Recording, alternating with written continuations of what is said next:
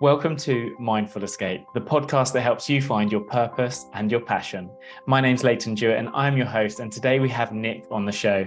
Nick worked at Google for over 13 years and talks about his experience of burnout and being stuck in the golden handcuffs.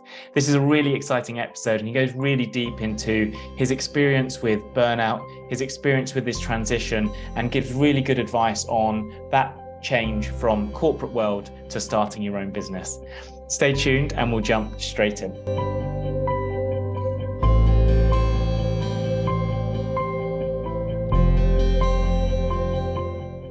Nick, thank you for coming on to Mindful Escape. Tell us a little bit about yourself. Yeah, thanks for having me. It's good to see you. So I'm Nick Whitaker. I am recently left the 13 years in the corporate world, 25 if you count my prior time in big media and big tech. And I've now switched over my attention to helping tech workers who are stuck in unhealthy teams and building a community of folks through this organization called Changing Work, which is really designed to help change work from the inside out. So we're helping to surface some of the best practices, thought leaders, and experts in the organizational health space and helping them get to the right people that need their help. Wow, amazing. That sounds so good. So how long have you been doing this? When did you start the transition? Yeah, well, it's interesting because it's a tricky question. Officially, I started the transition at the end of March, but I would say I actually really started the transition 2 or 3 years ago. I had been working, as I mentioned, in corporate for a little over 13 years.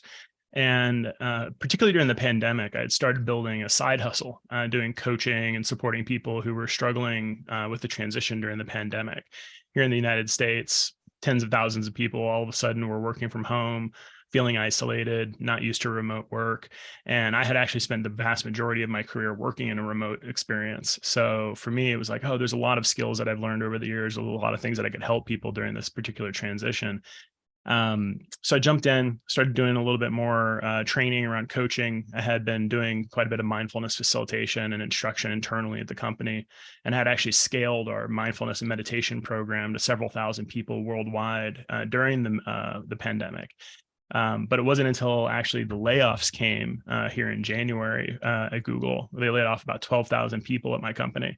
And I got caught up in that. So what I had previously designed as a 5-year plan to work a few more years in tech, figure out a couple other little bits and pieces about running an online business, and then finally retire from corporate and then focus my full attention on my coaching business, that 5-year plan turned into a 5-month plan. So here I am 5 or 6 months in, actually, as of today, trying to figure all this out. Yeah, wow. Because I mean, you left, or you started this about 3 months ago in March. I remember, I think we crossed paths on LinkedIn maybe about 5 months ago.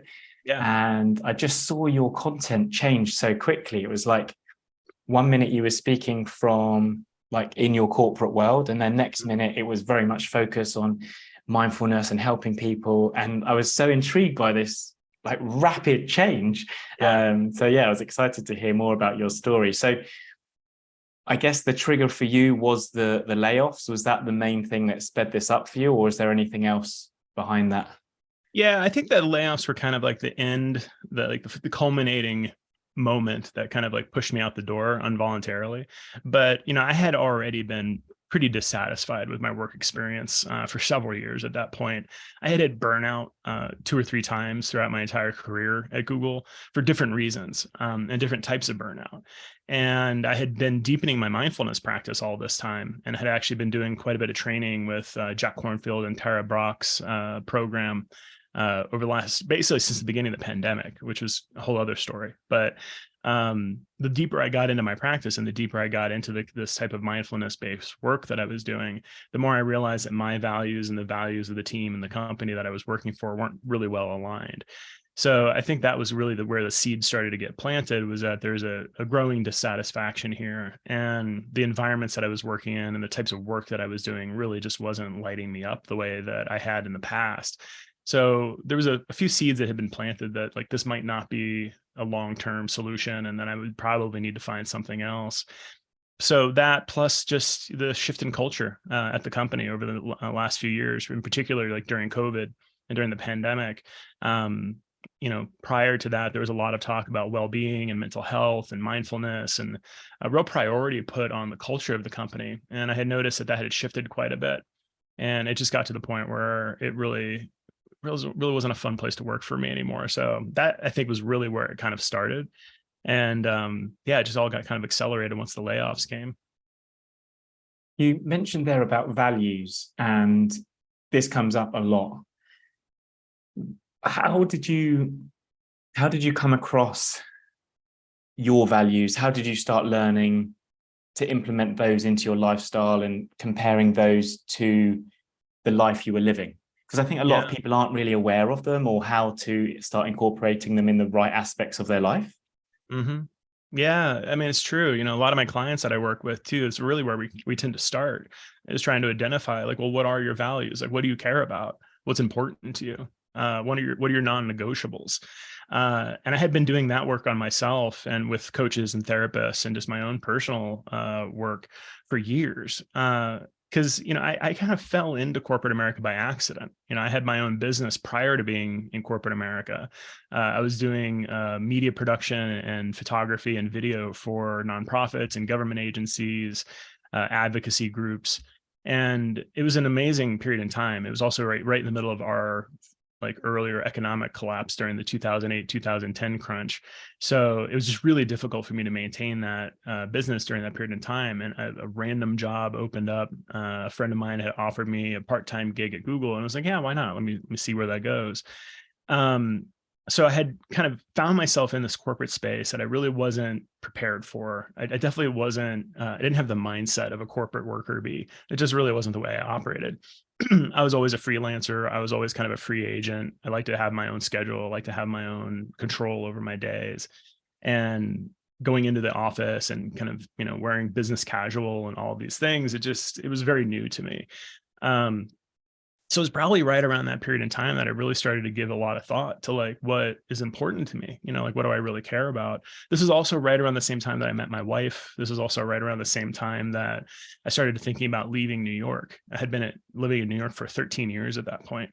And ironically, actually, it's the same amount of time that I was working at Google before I got let go. So, I was kind of thinking a little bit about change and transition.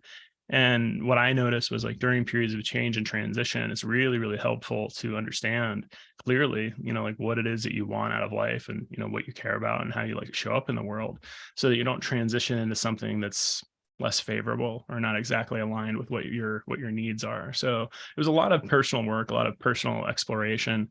And then putting down pen to paper, a lot of journaling, a lot of introspection to kind of figure out okay, here's me. This is what I can stand behind. And then it was a slow process of trying to find different types of roles and different types of people to surround myself with that help those values come out more fully. Yeah, that's really useful. And I think for anyone who's listening and hasn't done any values exercises, it's so useful. And I think, like you say, speaking to a coach or a therapist to kind of give you some direction on how to work with those is so useful, and just saves you so much time in the long run, right? Because otherwise you just end up doing stuff that doesn't align with your values and you're not really sure why, and you start creating conflict within yourself and you start feeling stressed and unhappy. It's just an endless cycle. Yeah, absolutely. And I think some of the early indicators for me, it really, I think, came with that first round of burnout. Because my values that I thought that I had at the time were not actually the values that I really cared about. And I think it was because of my experience of burnout that it really highlighted the types of behaviors that I was exhibiting and the type of lifestyle that I was living was not aligned with what I needed. And what that really looked like was traveling around the world for 2 to 3 weeks out of the month, traveling, teaching newsrooms and journalists how to use digital tools for storytelling, which sounds really glamorous and it sounds lovely. And I got to travel to something like 32 countries in the period in 4.5 years. But if you do the math on that and you actually figure out how much I was traveling, I would go to 3 or 4 countries in a 2 to 3 week long period. So it was airport, conference, hotel, newsroom, airport, it was just over and over and over again. Isolated, not really connected with people. And while you do get to learn a lot about yourself when you're traveling, especially when you're traveling internationally, the big thing that I learned was that I was lonely, that I actually wanted to be closer to family and closer to people that I cared about. So that was one thing that started to come up. The other thing was just like the grind of that work. It was nonstop. I would be on traveling. I would end up at a conference and have to be on and presenting, and I'd go back to the hotel room and do all my email and do all my meetings and things like that in between. So I was working like 15-hour days on a regular basis. And it just became really clear to me that like this was not a sustainable way of living. And as much as I love being in front of crowds of people, and much as I loved helping people learn, this wasn't the way that I wanted to go about doing it. So, I had made a decision to travel less, to be more domestically oriented.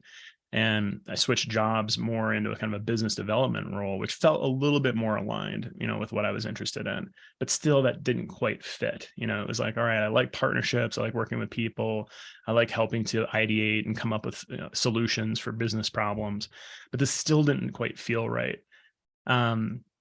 And that was right around the time where I decided, all right, well, I'm going to pivot back into learning and development. I'm going to pivot back into education and do something similar to what I was doing when I had my own business, which was teaching people, like building training videos and things like that. And that was right around the same time that the pandemic hit. So it was this culmination of like, all right, I'm going to make this big career pivot. And then also the entire world pivoted. And, we ended up kind of what we've been experiencing over the last few years. Yeah. It's a really fascinating story. And I'm thinking now that you've obviously gone from the freelance world into corporate and then back into freelance again. And I'm going to ask you a difficult question now, and you might not know the answer, but what kept you at the company for so long? Money. Yeah, okay, it was just wasn't a hard question. Yeah, it wasn't a hard question. No. Yeah, no, it was a paycheck. It was the paycheck. We got paid like ridiculously well at Google. It was the most money I had ever made in my life. I had spent the vast majority of my life either in poverty or climbing my way out of debt and climbing my way out of poverty. So when I had my business right before I joined Google, that was actually the first time I had actually made over six figures consistently for several years at a clip. And that was amazing. That was a completely unique experience for me. Unfortunately, what also happened with that was because of the struggles of the economic crisis of that period in time, I also racked up a ton of debt, just trying to keep that business afloat for probably a year or two longer than I probably should have. There's a lot of ego there. I didn't want to let go of it. And I really wanted to make it work. So I had racked up a bunch of debt. And by the time I got hired full time at Google, I was easily tens of thousands of dollars in debt at that point. So just by the very nature of having to pay that off, that kept me at that company for quite a while. And then I think that there was this element of like, I didn't want to miss this opportunity. This could be a once in a lifetime opportunity for me. So when I started working at Google first, it was as a temp, a contractor, and then a vendor, which is actually three different types of ways of working as a non-employee at Google. And then finally in 2015, I got hired full time, and I was like, oh man, this is it. I finally made it. And at that point I was already burnt out. So it was like this interesting kind of push pull of this is amazing opportunity. There's money that I've never seen like before. And I'm recovering from this burnout environment and this burnout situation. So it felt in some ways like I was kind of stuck, where I couldn't leave. It was probably unsustainable to stay, but, I just kind of kept trying to make it work. And I think added to that is like the size of the company. It allows you to kind of jump from org to org or from type of role to type of role. So even though I was still at the company, I was kind of trying out different things. I was trying out different jobs. So it gave that sense of variety and opportunity, even just within the walls of Google. But like as the company grew and as the culture shifted and changed, it became increasingly difficult to feel comfortable there. So if I were to look back and kind of think like, well, like where was like the watershed moment, which would have been the right time to leave? It was probably like right before I did that big pivot into learning and development. Like that probably would have been the time to be like, all right, let's get out of here and try something different. Yeah. Thinking back at it now, and obviously looking from a future you perspective, is there anything that you would say to your younger self, like going through those transitions and almost convincing yourself to stay there? Mm-hmm. Is there any advice you'd give yourself or would you do anything differently? Oh, there's a lot I would do differently. I think mostly around self-care. I think that was a really big thing. Like I was ignoring the signs of burnout for a very long time. And I made it about myself. I thought it was a personal shortcoming of like, oh, I'm just not cut out for this work, or I'm not the right type of person for this culture. And if I would have been paying a little bit closer attention, I think what I would have noticed was that the types of people that I was working with were not really well aligned with the type of working style that was good for me, and the communication styles that were good for me, and even just like the type of work that I was doing really just wasn't aligned. Like, I'm a creative person. I like to be expansive in my thinking. I like to be generative in my ideas. And the type of work and environment that I was in over time, it became more and more and more constrained, to the point where literally the last role that I had, it was like shuffling spreadsheets back and forth and like creating presentations for leadership, which is not my wheelhouse. It's not what I'm good at. So I think just paying more close attention to the signs and symptoms of burnout and how that was showing up in my experience, and taking better care of myself. I think for years I was just powering through, and it was just like, oh, if I just work harder, or if I just focus on these things, like, this experience will get better. But it all just made it much, much worse. So that's one thing.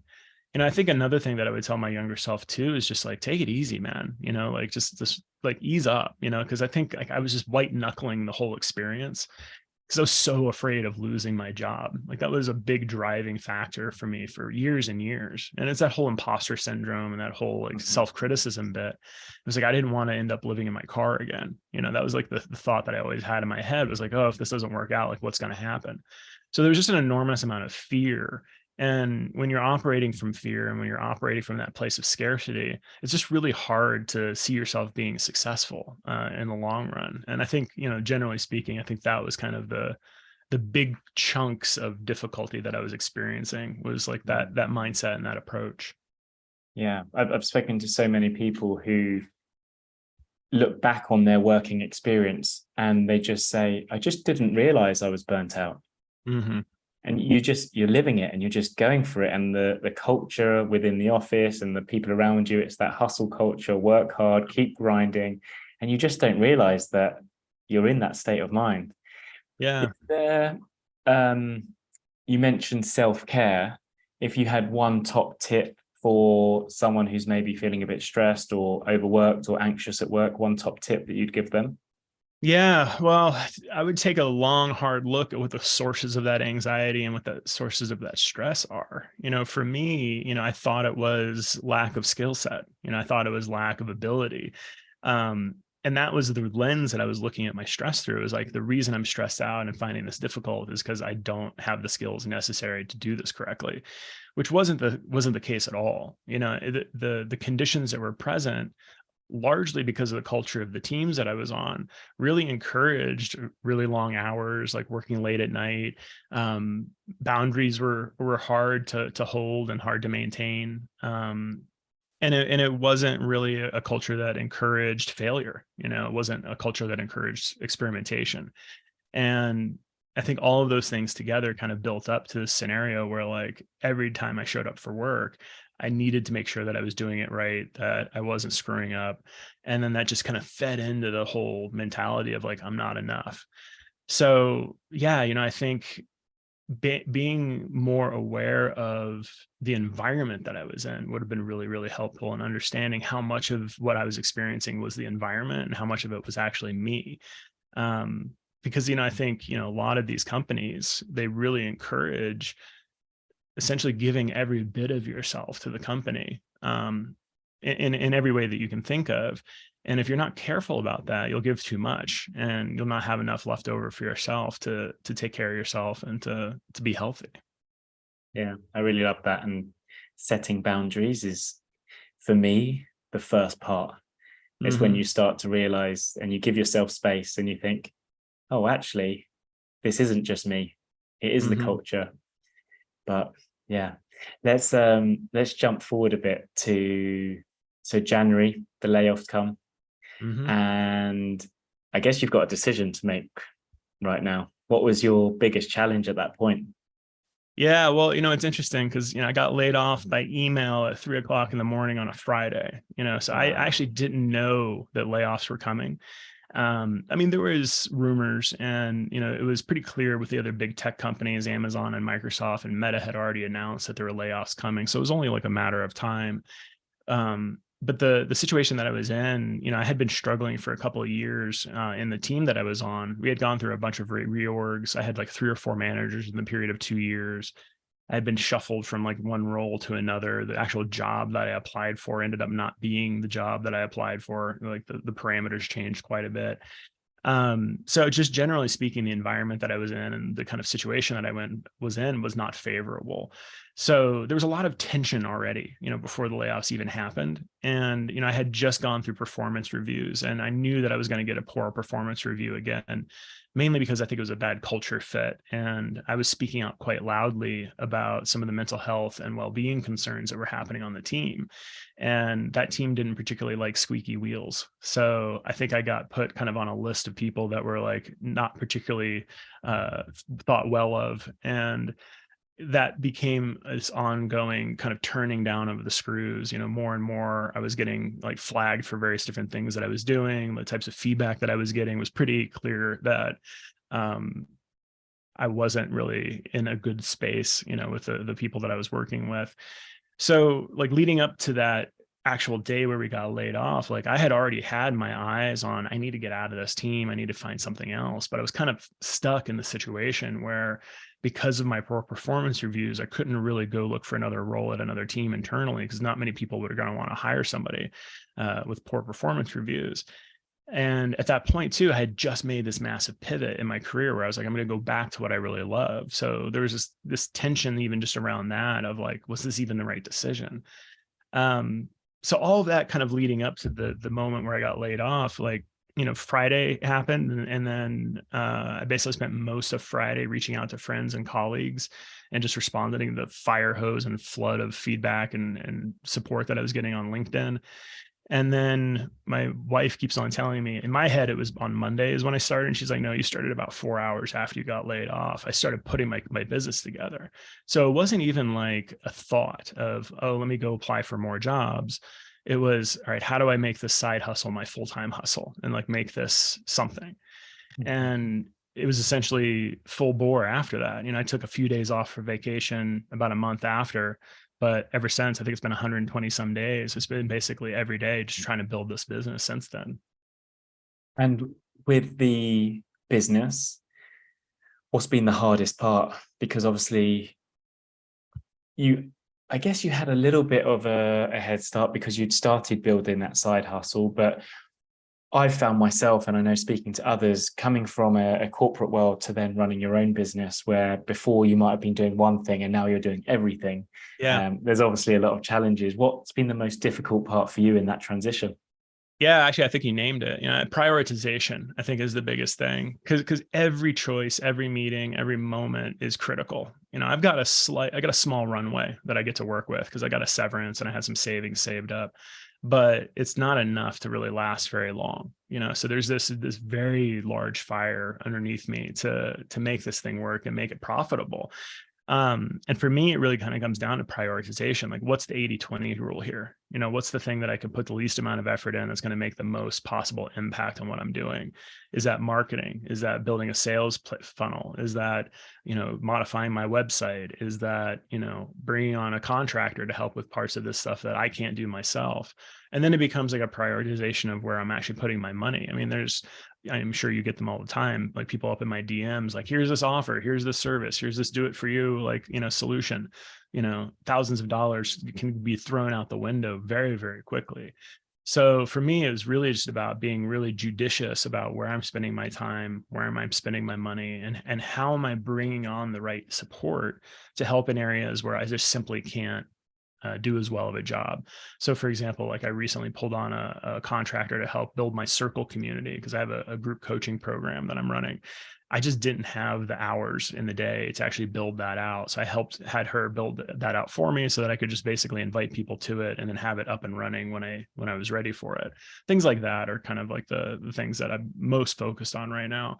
I'm working with a brand strategist right now to help me with some of my copy for my website and for my LinkedIn page. Which is a very different type of writing than the more content-based creation that I'm doing, putting out posts on LinkedIn.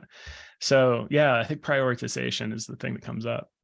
Yeah, it's so interesting because I also found myself, there's so many different avenues that you can focus. And I, similarly to you, I often say to myself, right, where do I want to spend my energy today? Where do I want to spend my energy this week and this month? And it's, when you've not done it before, it's really hard to figure it out. And then you've got all these people who want thousands and thousands of pounds to say, okay, yeah, here's the easy route. But as you say, you could be spending it in the wrong place. So it's quite tricky to work out, especially as you say, if you've got that flame under you, you don't want to be throwing thousands of pounds into the wrong direction and spending too much time focusing on the wrong things. Mm-hmm. In that transition, what's the biggest lesson you've learned? Oh, wow.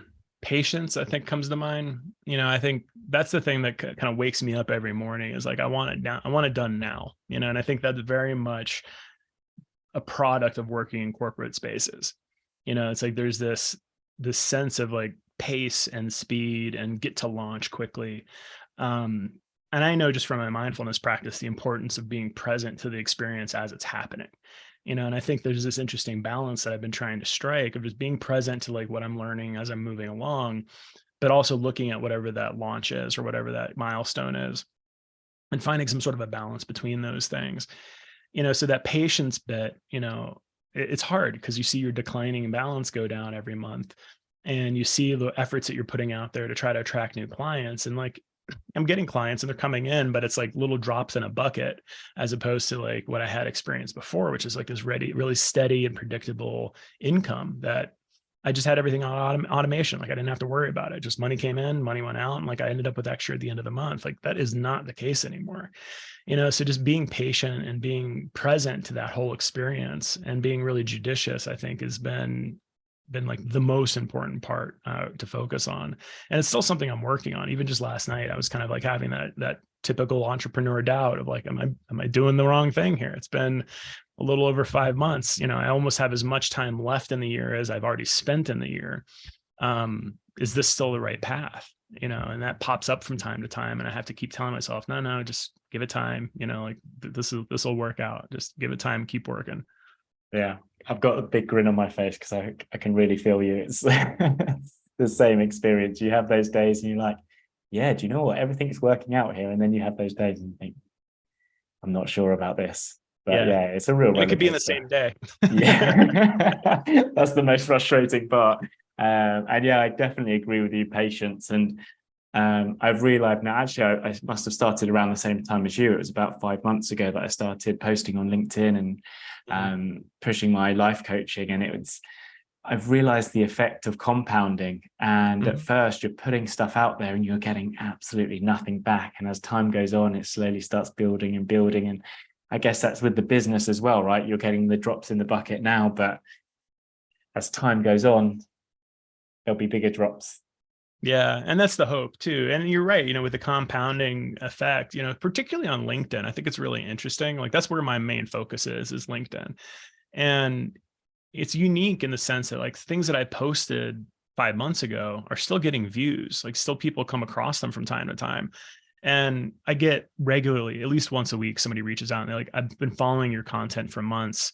Thank you so much for what you're sharing. It really helps like, make my experience feel more real. I just really want to support, what you're up to. Thank you. And that really like it makes it worthwhile. It's like, okay, like I'm doing something important. I have a message that people are resonating with. And I just, like my only ask is like, yeah, tell your friends, like, if you know somebody that's interested in getting some coaching, or need some support, like reach out, let me know. Yeah. Yeah, that's really good. What if you were to give some advice to someone who's going through a transition that you were, let's say 2-3 years ago, when you're kind of like unsure about the corporate world, whether you want to go out on your own, whether you're going to start that side hustle, what is the best advice you'd give to that person? Yeah, well, it's funny because that's my ideal client that you're describing right there. It's essentially me 2 or 3 years ago. It's the person who's got the golden handcuffs on, that is uncertain about their future. Maybe they're afraid of losing that job, or they're afraid of like what the unknown of not working in that type of environment might be like. They know that there's a dissatisfaction there and that there's something that's tugging them. Maybe it's more creative life. Maybe it's more freedom with their schedule. Maybe it's location independence or something along those lines. But because of the role that they're in, they're just not able to really take advantage of that. And what I typically like to do is like work with people that are in that period of transition, where if we can get them in a period of 6 months from like this place of like confusion and lack of clarity and lack of a plan to actually starting to take steps moving to themselves towards whatever that future is, like that's the sweet spot for me. So, I think at the very first, glance, the things that I like to work with my clients on and like to share with them is like, look, you need a plan, you need to do that work ahead of time. And I think even before that, a step before that is to stabilize the situation that you're in. Because a lot of folks like myself, when you're in that environment, it's a period of instability and it's a period of disruption. And it's that urgency of like, I need to find something, I need to find a solution and do something different. And it's like, hold on, slow down, be present to your experience, be aware of what is driving these impulses and like what is capturing your attention. Focus on values, focus on the types of environments that you want to work in, the types of work that you would like to do, what makes you happy, what lights you up. These are all really critical questions to ask yourself before you step into something new. Because what will often happen is people will just jump and they'll jump to basically a similar version to what they were already in previously. And it just pushes that problem further down the road, so doing that work ahead of time, and that takes time, and it takes patience and it takes some clarity. So you need to have that calm environment. Mindfulness skills and, well-being skills are really key during that period of time. So we'll typically build those skills first, then start to do some of that values-based exercises and try to get an idea of what types of work or what types of environments people want to be in. And then it's putting together that plan and actually sketching that out. Well, what does it look like, in 6 months? What do you need to do to get to that 6-month goal? What are the daily practices and the daily things that you can put into play to incrementally move you towards that goal? So yeah, I don't know if that's advice. It's more like coaching, but that's 100% like what I work with my clients on. Yeah. And you mentioned something really interesting about jumping into something else, is that putting you into a similar situation. And I was speaking to someone the other day and his mentality was, I'm not happy in my job, so I'm going to go and find another job. And the job that he's looking at is basically a similar sort of thing, but he's maybe looking for a bit more money or a bit more flexibility. But ultimately, he's going to be in a similar situation. He's still going to be unhappy doing what he's doing. And he's spending so much time and energy focusing on looking for another job that it's taking him away from his current job and stopping him from doing anything else potentially. And then when we have the discussion, like you just said, start thinking about your values, start thinking about what you like, what you don't like, where you want to spend your future, or how you want to be in the future. A common response is, well, I haven't got time for that. Mm-hmm. Do you get that a lot? I don't get that as much, but I think that underneath the objections that you get to people even starting coaching in the first place is that mentality. I don't have the money to spend, or I'm not willing to spend the money because I don't know that it's going to pay off, right? And I think that's either a lack of confidence in the coach themselves, or the lack of confidence more often in the individual. Like, I just don't know that I'll do the work. That often manifests as like a time scarcity. Like, oh, I don't have the time to do this. I just want somebody to do it for me. And unfortunately, like, that's just not how it works. Like, you could go and pay a guru, or you can go and pay an expert to like map all this stuff out for you, but there's no agency there and there's no real embodied experience there. So, sure, you might be painting by numbers and you might be following along a plan that is not that dissimilar than the plans that you maybe have followed all your life, right? Like, maybe it's your parents, or maybe it's society that was like, yeah, you go from high school to college, you get your degree, you find yourself a partner, you build yourself a family, 2 cars in a garage and a dog and a kid and whatever. And like, then you find yourself in your 40s and you're dissatisfied. Well, it's not a surprise because you're living somebody else's plan. You're living somebody else's life. So yeah, it does take time and it does take a lot of work. But, I think if you want to find yourself in an environment that really allows you to thrive as an individual, and if you want to find yourself in a lifestyle that really resonates with the type of person that you want to be, you have to do that work. And it doesn't have to be like, oh, I'm going to take 3 weeks off and figure all this stuff out, or I'm going to take a 6-month sabbatical to go find myself. Sure, like that's great. You could totally do that. But I think if you think more along the lines of like, what's like, again, that 80-20 rule. If I spend 15 or 20 minutes a day journaling and being thoughtful about what I like, what I don't like, what lights me up? What am I good at? What do I suck at? Like just really basic questions. If you do that for 10 or 15 minutes a day, cumulatively over a month or two, you'll have the answers that you need. And then again, another month or two after that, you put that plan together. And if you have a good coach or a guide to help you really stay accountable to that, then you have some possibility there. Yeah, no, that's great. And as you were saying it, it just made me think of one more question. I'm going to try and squeeze this in. Because similar to you, people thinking about making this transition, going to start on their own, they're often coming from more senior positions within companies. And coming from that position, very often they're delegating a lot of stuff. Mm-hmm. And then coming to start their own business, kind of what we touched on earlier, you're then taking on all the tasks yourself. Mm-hmm. Do you find that people struggle with that, taking on that work, and they want to kind of just delegate it out to other people? Or how do you find people make that transition? Yeah, it's interesting because a lot of the folks that I attract, it's not senior leaders, and it's not people in senior positions. It's more like individual contributors. It's people that have been in their career for 10 or 15 years. A lot of engineers, a lot of people on the business side of things, but more on sales or more on kind of like more of the marketing or operations side of things. So I haven't experienced that specifically, but I think what comes up for me with that is, you know, the neuroplasticity that we have inherently and our ability to learn new things. I think people forget that, particularly after working in a corporate environment for many, many years, because it's comfortable, right? And in fact, I think what happens is people's scope of role and scope of responsibilities shrink, whether that's because they've been delegating or because the type of roles and organizations they're in really kind of like compartmentalizes quite a bit or silos people. So in the early days of Google, it was much more of a scrappy kind of a startup mentality. The roles that I had, it was wearing multiple hats. It was doing all of the things. And then as time went on, my role became, just very singular. I'm managing this one process and I'm doing this one thing.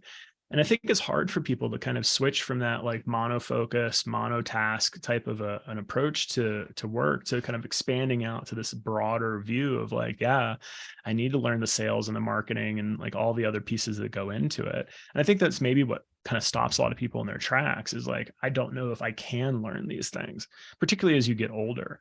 And, I think this is one of the things I really try to encourage people to think about is like, look, if you're in your 40s, your life has just started. There's literature out there that talks about this. There's one really good book, Arthur Brooks, From Strength to Strength, that I really like. And he really talks about that difference between fluid intelligence and crystallized intelligence. Fluid intelligence is really the hustle, youth. I can learn anything. I'll just pick it up and learn it and do it. The crystallized intelligence is more along the lines of like, what is the history of everything that you've learned? How do you bring your entire lived experience plus the knowledge sets and skills that you've developed to create something new, to reinvent yourself? And that's really the way that I try to approach a lot of folks that I work with is like, look, it's not about necessarily learning new skills. It's about learning how to leverage what you've already learned and what you already know in more effective ways so that you can reinvent yourself and you can pivot. And that might look like kind of what I'm doing, diving into marketing, diving into sales, like learning pieces of the flow that I didn't have a tight grasp on previously. And where needed, supplement that with support and bringing other people online to help you in areas that you're not as strong at. I think a big piece of that too is just learning how to say, I don't know, and learning how to ask for help. I think that's another thing that people get really tripped up on. They feel like they need to know these things and they need to be the expert in the room. And it's like, look, none of us know what we're doing here. We're all figuring this out as we go.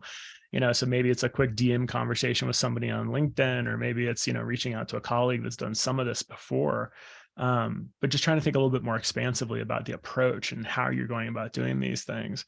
And I don't know if that's delegation necessarily, but I think that's just being a little bit more realistic in terms of what one individual can do and how to take advantage of your network. Yeah, that's so good. And I really like that point about asking for help, asking other people's advice. And we're living in an age where there are so many people you can speak to online. And I don't know if you found it as well, but I found with LinkedIn specifically, people are so helpful. You lean on each other, you ask each other for help, you see what other people are doing and say, how did you do that? And yeah, everyone has different skills and you help each other out. It's really amazing. And maybe coming from a more senior role, you might have that fear around maybe asking for help because you're used to being at the top of that ladder. But yeah, absolutely, it's the best thing you can do. I think we'll finish up there, Nick. That's been amazing. Like, so much good advice. Thank you so much. Where can people find you online? Yeah. Well, so you can find me easy at my website, nicholaswhitaker.com. It's in the process of a major renovation. That was actually one of the things that I reached out for help from another person to help me fix up my brand. So nicholaswhitaker.com. You can also find me at LinkedIn. If you just search for me, Nicholas Whitaker, I should pop up pretty high on the rankings there. And I kind of live on LinkedIn these days. So feel free to reach out and hit me up in the DMs. Brilliant. Thanks for coming on. Yeah, thanks for having me. It's good to see you.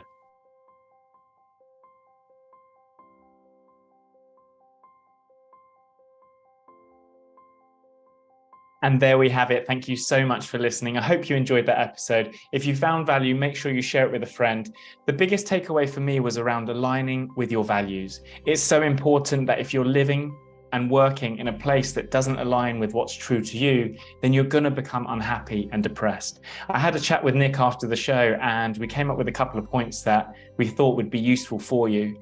One of them is around mindfulness, and something that we're both so passionate about, and practicing mindfulness more often.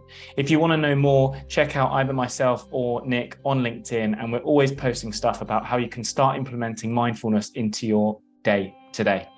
The other thing that we wanted to bring up was about trusting yourself.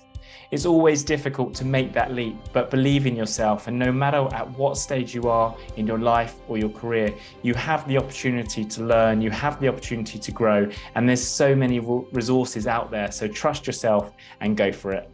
Thanks again for listening, and we'll see you same time next week.